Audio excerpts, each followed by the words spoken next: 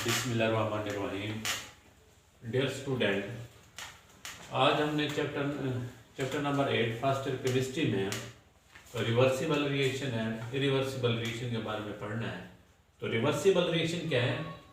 ये ऐसे रिएक्शन होते हैं जो फॉरवर्ड भी वकूफ पजीर होते हैं, बैकवर्ड भी वकूफ पजीर होते हैं। अब जैसे फॉर्मेशन ऑफ अमोनिया मॉलिक्यूल में N2 मॉलिक्यूल H2 मॉलिक्यूल, ये दोनों मॉलिक्यूल आपस में मिलेंगे, अमोनिया का मॉलिक्यूल बन जाएंगे। अमोनिया का मॉलिक्यूल डिकम्पोज होकर दोबारा N2H2 का मॉलिक्यूल बना देंगे। यानी formation of ammonia forward reaction होगा, decomposition of ammonia backward reaction होगा।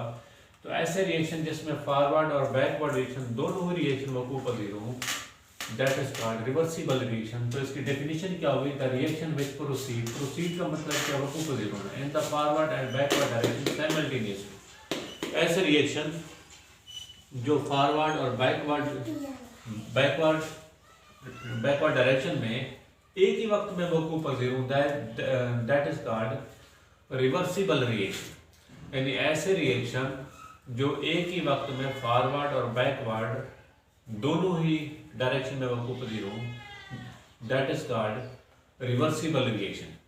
तो इस रिएक्शन की पहली खासियत क्या है कि these reaction are never complete. ये रिएक्शन कभी कंप्लीट नहीं होते। वजह क्या है कि प्रोडक्ट डिकम्पोज होकर दोबारा रिएक्टेंट के मॉलिक्यूल बना देते हैं, तो इस वजह से ये कभी कंप्लीट नहीं हो सकते। दूसरी खासियत क्या है? Chemical equilibrium established. इन रिवर्सिबल रिएक्शन में केमिकल इक्विलिब्रियम पैदा हो जाता है। केमिकल इक्विलिब्रियम क्या है? When the rate of forward reaction is equal to rate of reverse reaction. जब rate of forward rate of reverse जब बराबर हो जाते हैं, that is called chemical equilibrium. अब रिवर्सिबल रिएक्शन में केमिकल इक्विलिब्रियम पैदा होता है। तीसरी खासियत यह है, reversible reaction are represented by a pair of oppositely directed half headed arrow. यानी इसको डबल हेडेड एरो से रिप्रेजेंट करते हैं, और रिएक्टेंट और प्रोडक्ट के दरमियान में डबल हेडेड एरो होता है। Reversible reaction it can be carried out in a closed vessel. यानी ये जो बंद वेसल होती है, जो बंद कंटेनर है, उनके अंदर ये रिएक्शन वकूफ पजीर होते हैं। तो पहले इसकी एग्जांपल क्या हुई? Formation of ammonia, N2 molecule H2 molecule, ये दोनों मॉलिक्यूल आपस में मिलते हैं। एरन कैटलिस्ट की मौजूदगी में 450 डिग्री सेंटीग्रेड 200 से 300 ATM अमोनिया के मॉलिक्यूल बनते हैं। अब इसके रिएक्टेंट और प्रोडक्ट के दरमियान में डबल हेडेड एरो है, तो ये क्या है? रिवर्सिबल रिएक्शन के एग्जांपल है। Decomposition of PCl5 molecule decompose होते हैं, PCl3 मॉलिक्यूल और Cl2 के मॉलिक्यूल बनते हैं। तो ये डिकम्पोजिशन ऑफ PCl5 किसकी एग्जांपल हुई? रिवर्सिबल रिएक्शन के एग्जांपल है।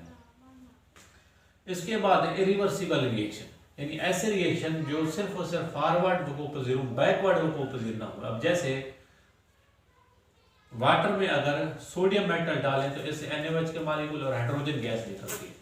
अब ये हाइड्रोजन गैस और NaOH के मॉलिक्यूल ये मिलकर दोबारा सोडियम और वाटर मॉलिक्यूल नहीं बना सकते। तो ये किसकी एग्जांपल है? इरिवर्सिबल रिएक्शन के एग्जांपल है। तो इसकी डेफिनेशन क्या है? The reaction which proceed in the forward direction only. जो सिर्फ और सिर्फ फॉरवर्ड वकूफ पजीर हो, बैकवर्ड वकूफ पजीर ना हो, तो ये क्या है? Irreversible reaction. इस रिएक्शन की पहली खासियत ये है कि these reaction are always complete.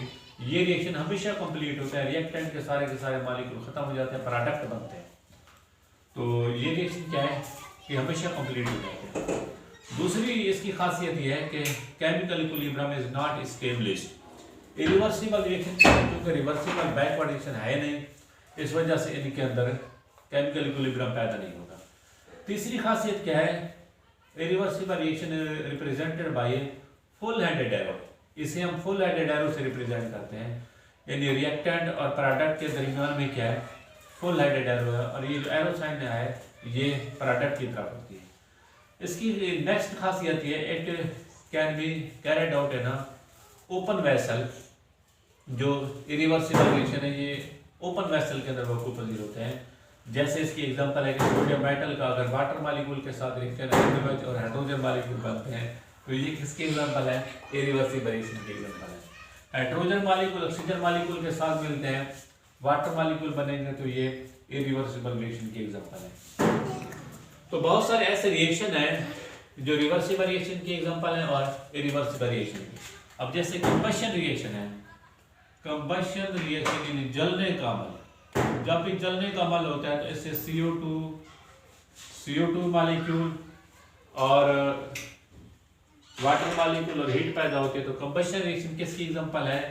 Irreversible reaction की एग्जांपल है। एसिड बेस रिएक्शन किसकी एग्जांपल है?